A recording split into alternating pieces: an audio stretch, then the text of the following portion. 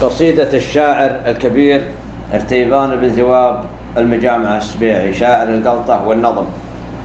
يقول أبو مطر: حسني بعض السوالف وأنا رجل صبور، العلوم الهينة ما تقبلها بتات، لا لقيت اللي على سمعة أصحابه غيور، أتسمع فيه وأخذ منه بعض الصفات، لا لقيت اللي يعرف الورود من الصدور، أقنعه ولا اقتنع منه بالعلم الثبات، لا لقيت اللي خذاه التغطرس والغرور، وان تكلمنا كلامه عليه ملاحظات، طايش ما ينتبه للطلوع وللحدور، كل ابوهن في عيونه سوى متشابهات، وان تكلم لا لسانه تقول لسان ثور، انهي الموضوع اقول اللهم لا شمات.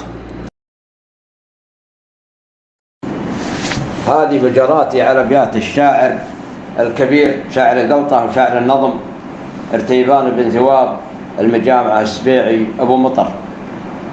وأقول: شاعر حط النقط والحروف الهاج سور، هاضني بدعه طرق البيوت النادرات، شاعر ينحت بيوته كما نحت الصخور، النوادر من نصيبه طرق المعجزات، يمدح أهل العز والجود وطوال الشبور، ويتمنى خوة أهل الوفا طول الحياة، ويتعوذ من أهل العيب وأصحاب الشرور، والعلوم الفاشلة والفعول الفاشلات.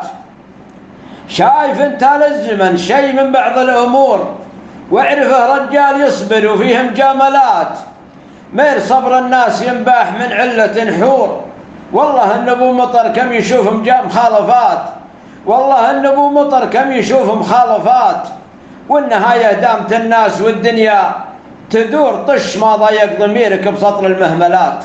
ارتيبان مقعد المجامع السبيعي.